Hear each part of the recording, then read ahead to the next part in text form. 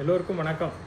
இந்த பள்ளிக்கூட ஆசிரியர்களுக்கு ஒரு சின்ன ஒரு ஆலோசனை சொல்லலாம்னு நினச்சேன். இந்த பாடங்களை பிள்ளைகள் சரியாக கவனிக்கிறதில்ல, ஒருமுக கவனம் இல்லை அப்படின்னு பொதுவான ஒரு குற்றச்சாட்டு உண்டு. ஆனால் பிள்ளைகளுக்கு அவங்க சொல்லிக் கொடுக்குற பாடங்களில் ஒருமுக கவனம் இல்லைங்கிறது உரிமையாக இருந்தாலும், ஆனால் ஒருமுக கவனத்தில் அவங்க தான் எக்ஸ்பர்ட்டு, நல்லா கவனிப்பாங்க. கவனிக்கிற சக்தி நம்ம விட குழந்தைகளுக்கு அதிகம். அதனால் அவங்க எதை கவனிக்கிறாங்க அப்படிங்கிறதையும் கொஞ்சம் நேரம் கவனிக்க விடணும். ஏன்னா நம்ம சொல்கிறதையே அவங்க கவனிக்கணும்னு மல்லு கட்டினா அங்கே சிக்கல் வருது இல்லையா? அதுக்கு ஒரு நல்ல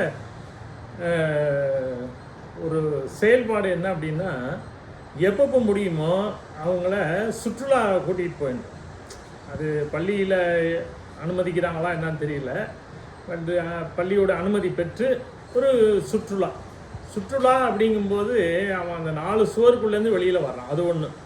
சுதந்திர காற்றை சுவாசிக்கிறான், நிறைய பார்க்குறத மற்றவங்களோட பேசிக்கிறான்.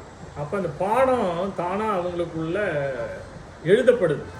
எழுதப்பட்ட பாடத்தை படிக்க வைக்கிறத விட அவங்களா உருவாக்குற பாடம் இயற்கையிலேருந்து நிறைய கிடைக்கிது. அப்படிங்கிறதுக்கு இந்த சுற்றுலா ரொம்ப உதவியாக இருக்கும். சுற்றுலா என்ன பண்ணுறாங்க, பக்கத்துலேயே அவங்க வீட்டு பக்கத்தில் கிராமத்தை ஒதுக்கிட்டு, ஒரு நகரத்தை ஒதுக்கிட்டு, அடுத்த மாநிலத்தை ஒதுக்கிட்டு, இப்போல்லாம் வெளிநாடுகளுக்கு போகிற ஒரு மோகம் ஒரு சுற்றுலா அதில் பயன் இருக்குது அப்படின்லாம் நினைக்கிறாங்க. ஆனால் அது வெளிநாட்டு மோகத்தில் அது போயிடும், கவனிக்கிறதே இல்லாமல் போயிடலாம். நான் என்ன சொல்கிறேன்னா, நம்முடைய மண்ணை மதிக்கணும், அந்த குழந்தைகளை அவர்கள் மதிக்கணும், அவர்களுடைய பெற்றோர்களை மதிக்கணும், அவர்களுடைய பெற்றோர்களுடைய வாழ்வியலை மதிக்கணும், அவர்களுடைய உற்பத்தி சாதனங்கள் என்ன, கிராம அமைப்பு எப்படி இருக்குது அப்படிங்கிறத அவர்கள் முதல்ல தங்களை பற்றி யோசிக்கிறதுக்கான ஒரு வாய்ப்பு என்னன்னா, அவர்களுடைய கிராமத்துக்குள்ளேயோ அவர்கள் வாழ்கிற ஒரு நகர பகுதிகளுக்குள்ளேயோ அவர்களை ஒரு சுற்றுலாவாக அழைத்து சென்று மகிழ்ச்சியாக அவங்கள பார்க்க விட்டுடணும். அவங்க கேள்வி கேட்டால் நம்ம சொல்லலாம், அப்படி இல்லாட்டா பேசாமல் இருந்துடலாம். தேவையான தகவல்களை மட்டும் சொல்லிட்டு ஒதுங்கிக்கலாம். ஸோ அந்த சுதந்திரமும் அந்த மகிழ்ச்சியும் அந்த கூட்டுறவும் சேர்ந்து தங்களை தாங்களே கவனிக்கிற ஒரு அற்புத ஒரு சூழலை அவங்களுக்கு உண்டு பண்ணும். அது ஒரு இயற்கையான பாடமாக அமையும். அப்போ அவங்களுக்குள்ள நிறைய கேள்விகளை கேட்க ஆரம்பிப்பாங்க.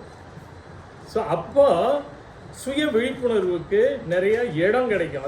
அது முகித்து வருவதற்கு இது ஒரு சென்னை காந்தி அமைதி நிறுவனத்தில் இது மாதிரி நிறையா சுற்றுலா கூட்டு போகும்போது மாணவர்கள் தங்களுக்குள்ள மலர்ந்து வருவதை நாங்கள் பார்த்துருக்குறோம்.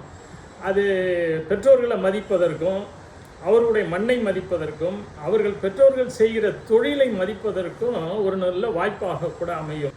இந்த சுற்றுலா செல்வதனால அவர்களுக்கு இன்னொரு வகையில் ஒரு லாபம் என்னவென்றால், அவர்கள் இருக்கிற வகுப்பறை இருக்குல்ல, வகுப்பறையை மதிக்க ஆரம்பிச்சிருவாங்க.